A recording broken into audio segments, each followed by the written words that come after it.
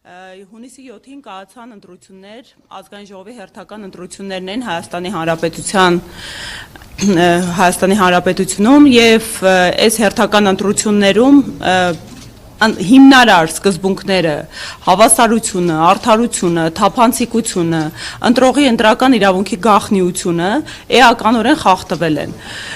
Եվ այսօրվա հանդիպման հիմնական նպատակն է ներկայացնելու մասշտաբետ միջամտությունների ու խախտումների։ Նախ ուզում եմ ներկայացնել, որ ընտրական խախտումները ոչ միայն ընտրության օրն են տեղի ունենում, այլև ընտրական խախտումները տեղի են ունենում մինչ ընտրական շրջանում։ Իսկ մեր պարագայում, ուժեղ Հայաստանի պարագայում կարծում եմ որևէ մեկի համար գաղտնիք չէ, թե ինչ ծավալի ու բնույթի խախտումներ են տեղի ունեցել, բայց այնուամենայնիվ անկախ միջամտություններից, վարչական ռեսուրսի շահարկումից, իրավապահ մարմինների կողմից մի շարք գործողություններից մենք փորձում ենք նախընտրական տրամաբանության մեջ մնալ եւ չներկայացնել ու չկենտրոնանալ այդ հարկումները եւ այն մեծածավալ միջամտությունները, ձերբակալությունները ապօրինի, քաղաքական հետապնդումները, որ իմ գործընկերներից, մեր համակիրների նկատմամբ տեղի էին ունենում։ Հիմա այս ամենը լուսաբանելու ժամանակն է, որովհետև այս արդյունքները, որը նախնական հրապարակվել է Կենտրոնական ընտրական հանձնաժողովի կողմից, ուղղակիորեն պայմանավորված են նաեւ այս միջամտությունների ու խախտումների ծավալով ու ըստ էության ամբողջովին չեն արտահայտում Հայաստանի Հանրապետության ընտրական իրավունք ունեցող քաղաքացու կամքը։ Իսկ քաղաքացու կամքի արտահայտումը պետության հիմնարար պարտականություններ բնականon ապահովել, որովհետև մեր երկրում ըստ մեր սահմանադրության ժողովուրդն է իշխանության աղբյուրը եւ նման ծավալի միջամտություններն ու ապօրինությունները գալիս են այս բացարձակ սահմանադրական ճշմարտությանը հակասելու։ Հիմա առաջին հերթին ուզում եմ խոսել իմ գործընկերների ձերբակալությունների, կալանքների ու նրանց նկատմամբ տարաբնույթ խափանման միջոցների կիրառման մասին։ Մեր քաղաքական ուժից մոտավորապես 700-ին հասնող մարդ է ձերբակալվել,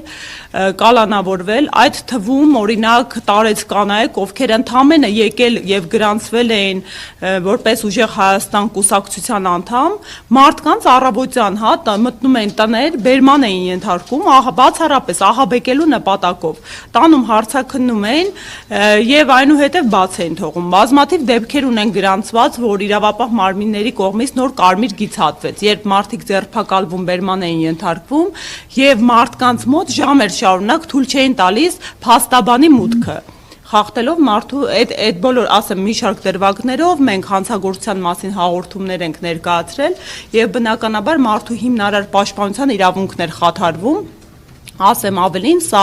արդեն վաղուց չկիրառվող պրակտիկա էր, որը այս ընտրությունների նախօրեին վերակենդանացրեց իշխանությունը եւ ես շատ ցավում եմ, որ մեր երկրում իրավապահ մարմինները վեր են ածվել քաղաքական սպասարկուի։ Ոչ, մինչ ընտրական շրջանում կոնկրետ մեր քաղաքական ուժի մասին է խոսքը։ Այսինքն պարբերաբար, տեսեք, կան իրավական գործընթացներ, նորմալ իրավական, ժողովրդավար երկրում։ Այո։ Ոչ միայն քարոզարշավը, մի փոքր ավելի վաղ շրջանն էլ հաշվի առնելով։ Նախընտրական փուլում, տեսեք, նորմալ իրավական պետությունում, երբ մարդկանց հիմնավոր կասկած է լինում կամ ինչ որ հանցագործության դրվագ է լինում, մարդիկ ծանուցվում են, հրավիրվում են հարցաքննության,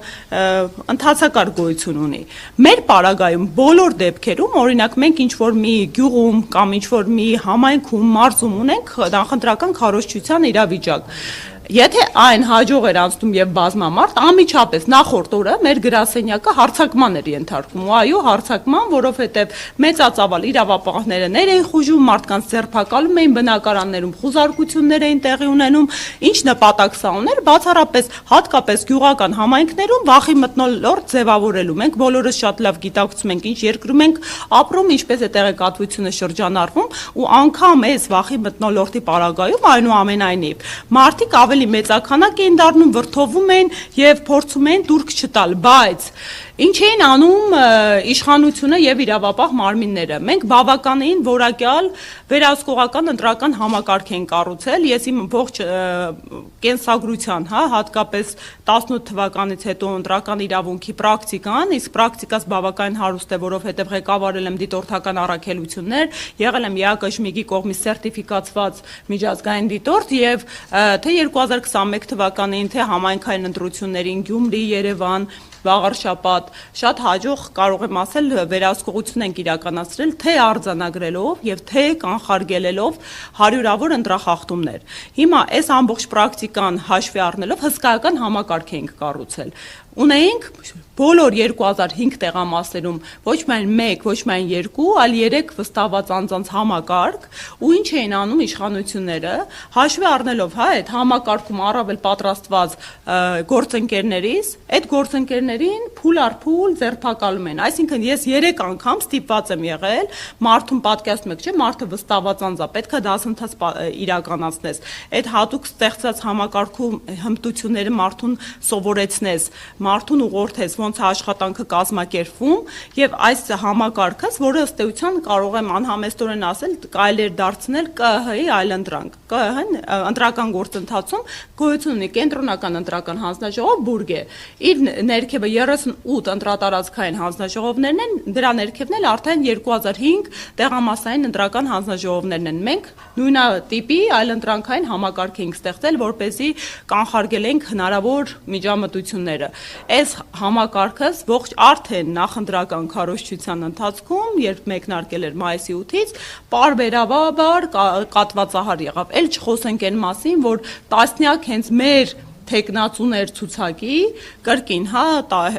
հետապնդումների ենթարկվեցին, տարբեր նրանց նկատմամբ խափանման միջոցներ կիրառվեցին եւ այս հետապնդումների շղթան դեռ շարունակվում է, եթե հետևեք կենտրոնական ընտրական հանձնաժողով միջնորդություններ են ներկայացնում մեր թեկնածուների նկատմամբ, այդ միջանկյալ անձեռնմխելիությունից զրկելու եւ խափանման միջոցներ կիրառելու վերաբերյալ։ Այսինքն, ամփոփելով այս առաջի դրվագը, ես փուլ առ փուլ խախտումների ձեզ ներկայացնեմ, այնուհետև քննարկենք հարցերին սիրով պատասխանեմ։ Գալիս է պնդելու, որ բնականon ընտրական գործընթացը սկսած այն հանգամանքից, որ մեր առաջնորդը Սամվել Կարապետյանը այդպես էլ հնարավորություն չունեցավ հավասարության սկզբունքի համատեքստում մասնակցելու նախընտրական քարոզչությանը մեզ հետ, մեր նկատմամբ խախտված է եղել։ Ու եթե օրինակ հակակոռուպցիոն կոմիտեի գործունեությունը ուղղակի դուք հետևեք համեմատեք, ընդամենը օրինակ տեղեկատվական բլոկը, հայտարարությունները, այս նախընտրական շրջանի համաչափ որևէ շրջանում նման ակտիվություն չեն դրսևորել։ Դա արհեստական ակտիվություն է, ու օրինակ ես կուզեի հետագայում մի վերլուծություն իրականացնենք այս շրջանում ինչքան հանցագործություններ են ընդհանուր Հայաստանի Հանրապետության տարածքով իրականացվել, որովհետև եթե մենք վերենք լուծում ընդհանուր առմամբ, համապետական ըստ մարզերի հանցագործությունների տեսակը աճը